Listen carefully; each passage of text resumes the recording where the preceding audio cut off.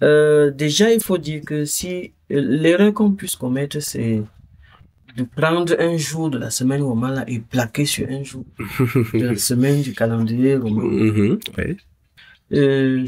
C'est quand on arrime ça au calendrier grégorien oui, que ça devient un cycle. Un cycle. Oui. Et généralement, pour enseigner ça, je leur dis que je dis que ça va souvent à reculons. Si on doit allier ça au calendrier grégorien, ça va à reculons. C'est-à-dire que si aujourd'hui, nous sommes lundi, nous sommes Tamgo, l'autre lundi ne sera plus Tamgo, ça sera plutôt Dzamtor. Ça va plutôt à reculons. Et l'autre mardi sera... Ça décale d'un jour. Oui, ça va toujours à reculons. Ça dit que tu prends un jour du calendrier grégorien, si tu fais correspondre un jour du calendrier au Mala, le prochain jour, tu vas aller plutôt en arrière. En arrière. Oui. Ah, c'est oui. un peu compliqué, mais c'est simple. Mais la sagesse demanderait seulement de ne pas plaquer un jour au Mala sur un jour grégorien. S'il faut le dire. Ok. On a dans combien de jours? On en a 8. On a 8. On peut les avoir? Oui, on peut les avoir. On peut commencer par n'importe lequel. Vu qu'on suive l'alignement. Dzz, Tamz, Sesu, Gosu, Dzmdo, Tamgo, Jefu, Sheku, Dzz, Tamz, Sesu, Gosu, Dzmdo, Tamgo, Jefu, Sheku, Dzz, Tamz, Sesu, Gosu, Tamgo. Alors, est-ce que les jours-là ont des significations comme les années? Bon, certaines personnes ont commencé à donner certaines significations. Le Shekou, par exemple, c'est le jour où on allait chercher les bourgeons de Macabou pour nourrir les enfants en période de famine. Dzz, c'est le jour où on achetait les habits pour aller coudre Tamz.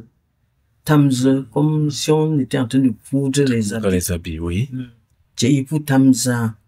C'est le jour où on faisait l'inventaire des houes.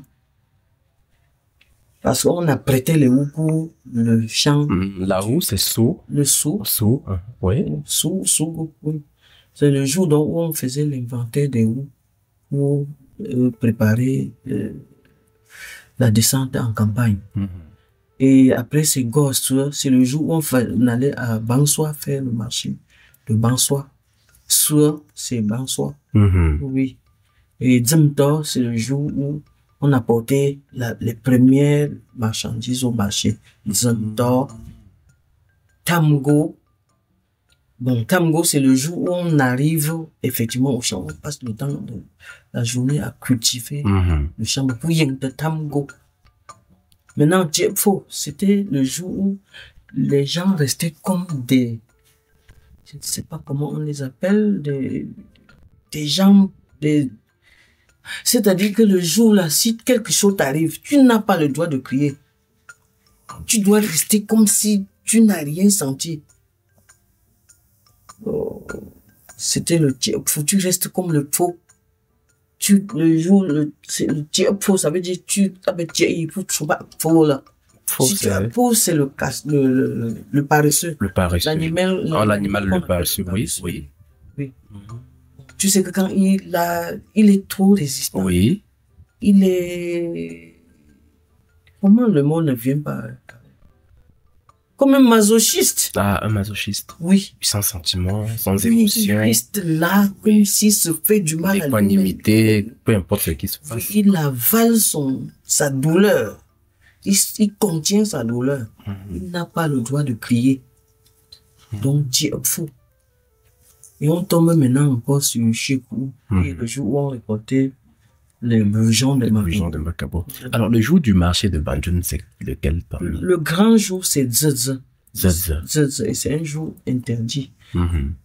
Pourquoi est-ce qu'on dit que c'est interdit? C'est le jour où les prêtres du village font des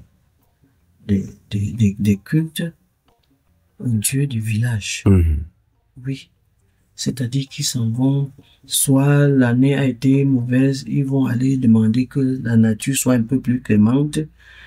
Dans les différents lieux sacrés, ils font des choses comme ça, les prêtres du village. Et maintenant, ça permet aux gens de ne pas cultiver ce jour, d'aller faire plutôt leurs activités commerciales pour reprendre les cultures le lendemain. Parce que pendant que les prêtres font des offices, il est interdit de blesser la terre à laquelle on est en train de demander des faveurs. Oui.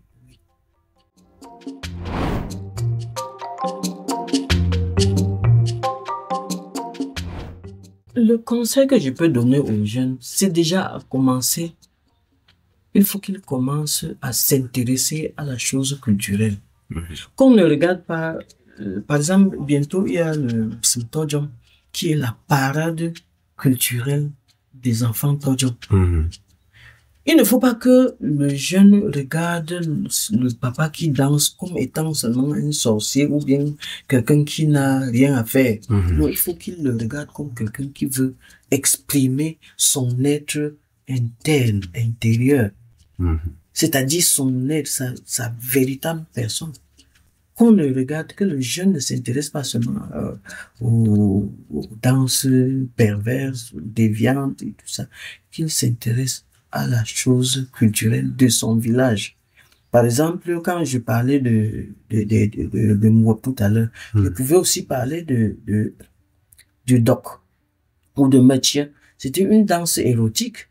Quand le jeune s'intéresse à ça, il va comprendre que dans la danse érotique, le jeune garçon, il s'exprime totalement.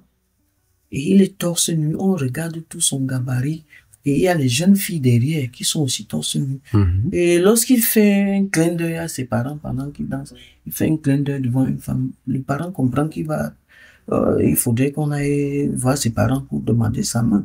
C'était des choses, c'est des richesses culturelles profondes. Les jeunes doivent s'y intéresser. Il y a donc beaucoup de richesses dans beaucoup de danses comme ça. Oui.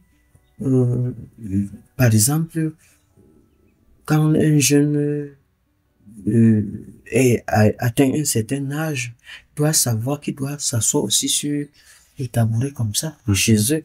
C'est une façon de montrer qu'il est déjà grand et qu'il peut donner aussi à manger aux gens. Et c'est pendant qu'on le fait asseoir sur la chaise qu'on lui donne la mission, on l'envoie en mission pour qu'il aille chercher de quoi désormais se nourrir et nourrir la population. Donc il y a beaucoup de richesses dans la culture. Les jeunes, je les exhorte à s'intéresser à la chose culturelle, qui n'est pas satanique comme on nous a fait croire. Oui.